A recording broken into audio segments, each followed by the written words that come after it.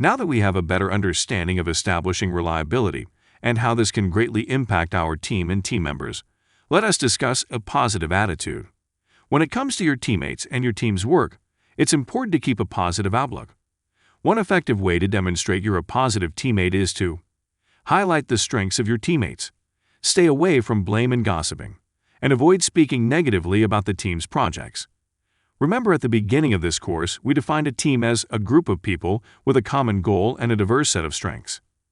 Nothing destroys the team quicker than contradicting and attacking those strengths. Let's start the discussion about positive attitudes by highlighting the strengths of your teammates as they make contributions toward accomplishing your team's goals. When you acknowledge the efforts of your team and point out teammates' strengths, you make them feel appreciated. Who doesn't like to be praised? By saying nice things about your teammates, you set a positive tone for your team as a whole. So, give credit where credit is due. On the flip side, when you don't have something positive to say about a team member, it's always best to remain quiet unless it's necessary to speak up and bring an issue to the attention of the entire team. It is important to understand the difference between doing this collectively as a team and talking about a team member individually or gossiping. As tempting as it might be, try to refrain from gossiping about your teammates. This includes listening to, discussing, or spreading details you've heard but have not verified are true. This is problematic because it spreads false information, depletes trust, and negatively impacts the team's dynamic. In addition to being positive towards your teammates and avoiding gossip, it's also important to keep a positive outlook about the work you're engaged in. A positive attitude, just like a negative attitude, can be contagious. Negative attitudes and complaints bring down the team's performance and morale. Positivity can improve outcomes for the team, and it is much easier to work with positive people, choosing to be positive about the work. Remember, a strong teammate is supportive and has a positive attitude towards team members' strengths and the team's overall work. A good teammate is polite and respectful to their team members, respectful of their time, boundaries, and their ideas. Today's work culture is so busy, and it often seems as if time is our most valuable commodity. Team members can get frustrated when they feel as though their time is being wasted. Always value your team members' time, just like you would value your own time.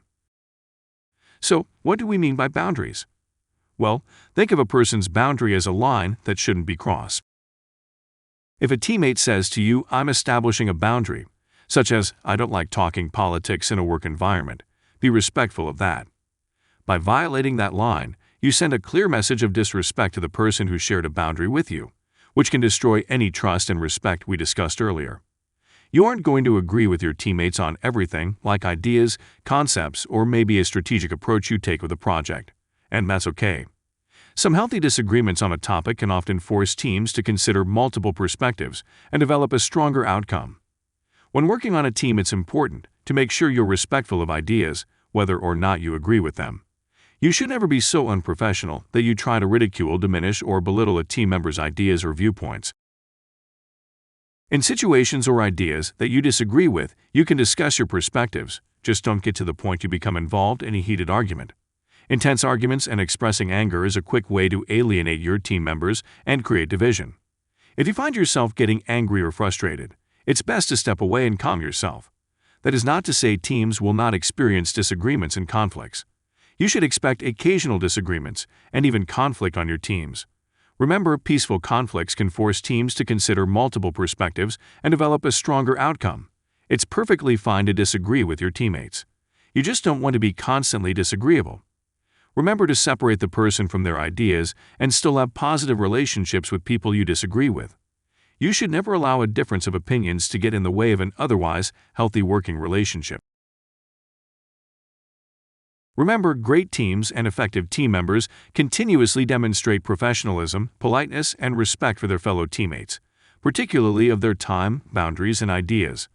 By being respectful of your teammates, they'll remember how you made them feel for all the right reasons.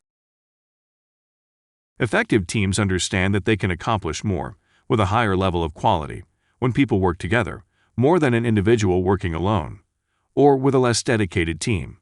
Because they understand these capabilities, they approach teamwork with a collaborative spirit. Think of collaboration as cooperation. As long as everyone is cooperating, things are good. It's easy to show you can be a good team player when things are going your way. But what happens when things are not going your way? How should you approach the team when things don't go as you would like? Here are a few pointers. You can demonstrate a collaborative spirit by encouraging participation. Teams accomplish more when everyone participates. An ideal teammate encourages the participation of others and also actively participates in team meetings and getting the work finished. It's important to be cooperative. There will be times when the team moves in a direction that you like, and then there will be times when you don't. Being cooperative means you adjust. Share your ideas openly. You want to openly share your point of view and be open to hearing ideas from others. Supporting team decisions. Teamwork requires you to both give and take. Make sure you're willing to defer to the team and continue giving your best effort. Everyone on your team isn't going to agree on everything. Imagine how stifling your project would be if some of your teammates intentionally worked against the team's agreed-upon agenda. That is a recipe for a poor outcome. Stay enthusiastic. Great teams stay enthusiastic through the entire process of the team's work. All it takes is one disgruntled team member to start complaining and acting like they're miserable to bring a team's attitude down. Likewise, one enthusiastic team member can create enthusiasm in other team members and make the work enjoyable. So, remember, demonstrate maturity, professionalism, and a collaborative spirit. You will find in doing these things, the work becomes so much more enjoyable for you and the entire team.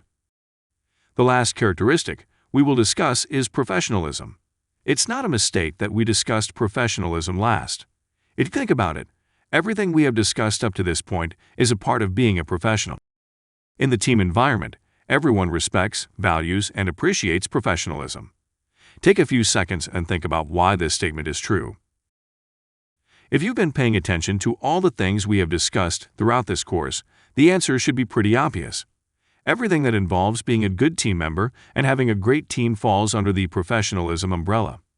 But let's look at professionalism a little closer, because it involves so much more than just saying, "Hey, I'm a professional." The greatest teammates will routinely demonstrate a professional attitude in almost every aspect of their work life and often in their personal life. These people wear the professional title proudly. So, what is meant by that statement, wear the professional title proudly? Well, think of your professionalism as a part of your brand or your professional reputation. Your professional brand or title is really the impression you make to your coworkers and how people will describe you when talking about you to others. This professionalism can be summarized based on the following 3 C's: competence, completion of task, and conduct. Let's begin with competence and explain how this impacts the team. When we talk about competence, we are really asking the question, what skills or experiences are you bringing to the team? At the beginning of this course, we defined what a team was, and we stated that one of the characteristics was having a diverse set of strengths. If you were asked to be on a team right now, what are some of the diverse strengths, skills, or experiences you would bring to the group? Obviously, your academic and professional background is foundational to your perceived competence. Also, what are your experiences with the topics or purpose for the formation of the team? Let's take a look at it this way. If you were putting a team together to research and purchase a new networking system for your company, wouldn't it only make sense to have a few people from the IT department on your team? Additionally, wouldn't you want the very best people with experience specifically in network systems on the team? Lastly, how would you decide who was the most qualified to make decisions and have an understanding of the intricacies of the systems you were researching? Obviously, you would look at their education and their work experiences.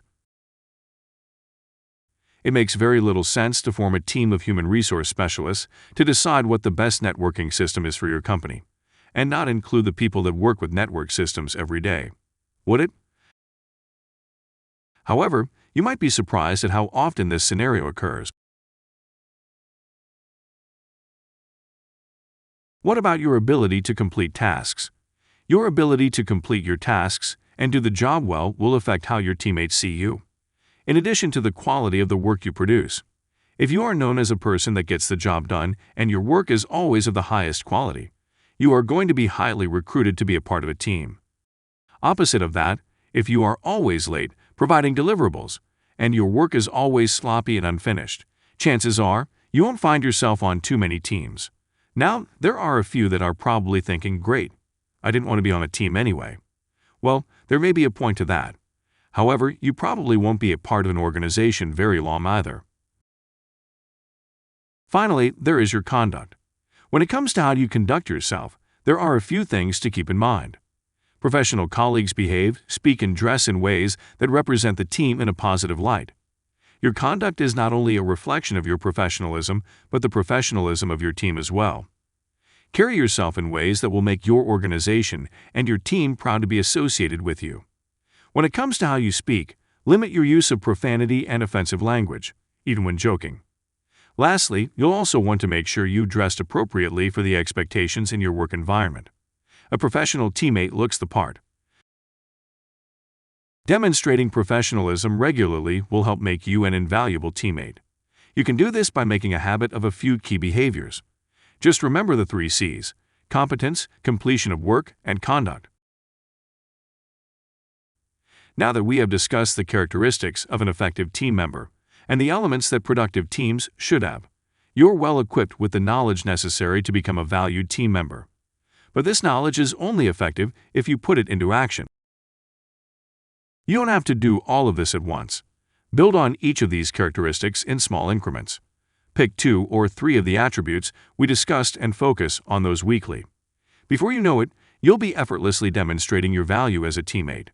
The last thing we should mention is you will probably notice the habits of your teammates more now that you've taken this course. Some will be good traits that make them ideal contributors. Others will be red flags and reminders of what not to do. Remember, being a good team member involves being professional and positive. You might recommend to those displaying poor team skills to take this course. Either way, constantly remind yourself of the behaviors you want to demonstrate.